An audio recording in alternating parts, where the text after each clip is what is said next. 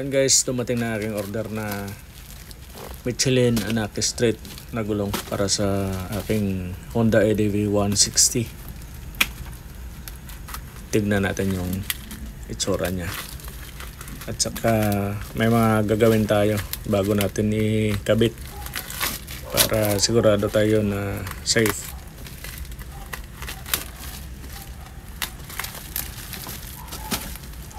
Wala na pala siyang Michelin plastic yung nakabalot sa buong gulong.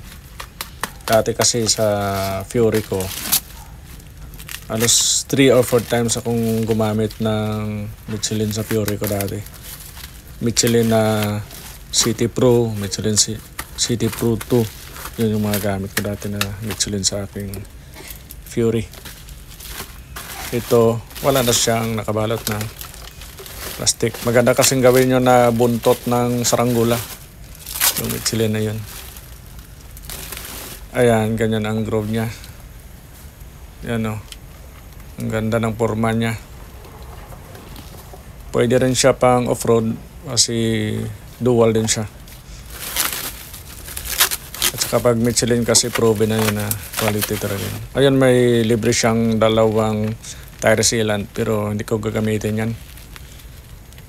Madumi kasi yung gulong, lalo na pag nagpalit. Meron naman akong pangpasak just in case na may puncture. Ayan. Ito yung front 110/80/14. Ang rear naman niya ay 130/70/13. Binalik ko lang sa stock kasi yung pinalit ko nakaraan na rear niya ay ginawa ko siyang 130/60/13. Nag-low profile ako. Ganito pala guys ginagawa ko pag may time. Pinuputol ko yung mga balahibo niya. Kasi ito yung sumisira ng tire hugger lalo na pag oversize yung gulong. Nangyari kasi yan sa aking Fury dati. Nasira yung kanyang tire hugger. Tapos baka isa rin yan sa dahilan na madulas ang gulong pag bago. Kaya mas maganda na putulin na lang. Ito guys, tandaan ninyo sa Michelin tires, kadalasan ay baliktad yung rotation nito. At kung minsan naman ay hindi siya pareho, baliktaran harap at likod. Halimbawa ito, may tutak siya na rear, na direksyon niya ganon. Ibig sabihin yung rotation niya ganon. Sa iba kasi may nakalagay dyan na rotation talaga. Rotation. Ito naman rear, ibig sabihin gagamitin natin to sa panglikod natin.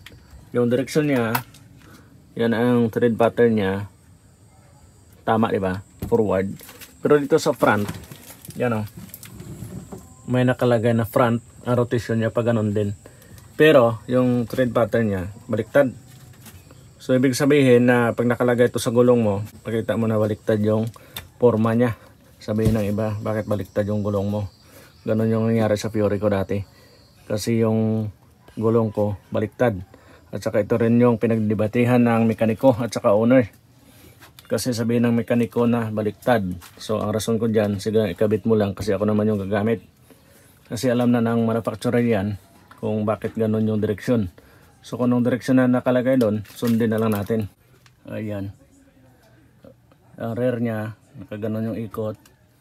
Tuwid. Ang front naman niya, nakaganon din yung ikot, baliktad. So baliktaran sila. Ito pa guys ang isang dapat gawin kung ang gulong mo ay hindi pa naman nakakabit. Yan ang ginagawa ko. Nililiha ko muna siya para matanggal yung mga madulas dyan. Kasi di ba binibrake natin yung gulong. Ang isang rason doon ay para matanggal yung mga wax or madudulas na yan. Kasi kadalasan pag brand new yung motor, tapos may iba mga expert na riders na, mga racer na. Pero paglabas ng kasa ay sumisimplang sila pag nagbangking dahil sa madulas yung gulong. So ayan, para sigurado na hindi madulas ay nililiha ko na lang siya. At saka just in case na nasa shop na kayo, doon kayo bumili ng gulong at saka nakabit nyo na, ganito rin yung ginawa ko. Naka-upload rin yan dito sa channel natin.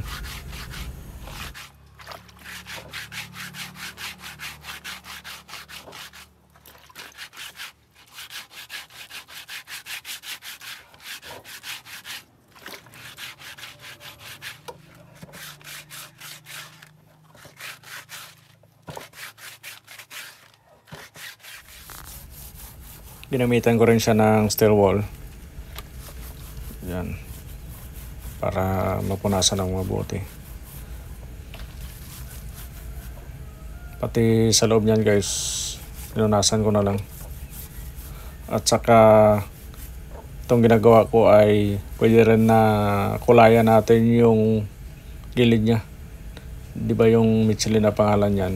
Pwede kayong gumamit ng tire pen para kulayan yan. Nagawa ko rin yan dati sa aking Fury para mas maganda siya. Kasi hindi lang naman talaga for safety or para magamit yung ginagamit natin sa motor natin, kundi hanggat maaari ay ginagawa rin natin na mas maganda kanyang itsura o kanyang forma. Siguraduhin lang na banlawan mabuti yung mga sabon, baka yan pa yung maging dahilan na dumulas yung mga gulong natin.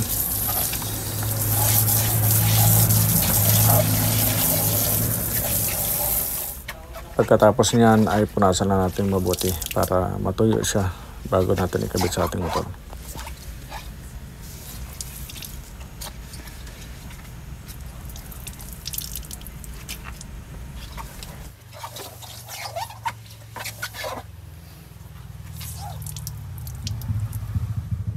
Ayan guys, dumating yung order ko na tire paint.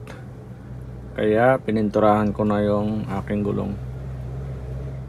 Red, white, and blue lang ang available doon sa shop na nabilhan ko. Gusto ko sana may dilaw. Pero okay na yan. Pero ito guys, ang nilagay ko na to, posibleng masira pa to pag kabit na sa mags. Pero ulitin ko na lang, at least mag-repair na lang ako. Hindi ko na siya gagawin ng buo. Mas mahirap kasi pag nakakabit na sa gulong. Tapos ito, yan, pininturahan ko na dito para maganda siya tignan pag nakaikot. Pero plano ko lagyan ko pa ng white dito para ito, kasi pag umikot siya makikita mo parang pula lahat yung gulong mo. Pero pag may puti, mas maganda siya na may stripe siya na puti.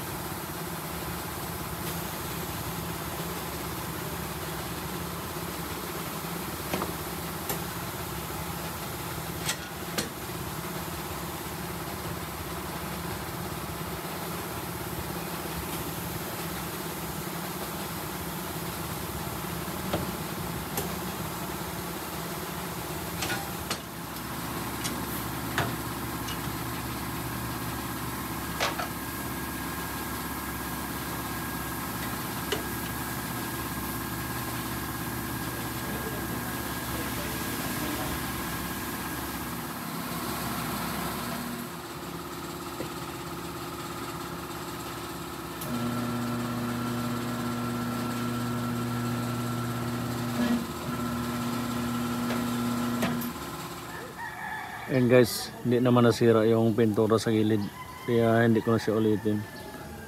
Likod lang muna ang inuna ko kasi maulan kanina. Mamaya naman ulit yung front. Tapos na ride ko na rin siya mga 8 kilometers habang maulan. Suabing suabe. Bawasan ko na lang yung pressure nito kasi 30 plus yung nakalagay. Ang pressure ko kasi na ginagamit ay 26 lang. So gawin ko na siya mga 28. Okay na yan.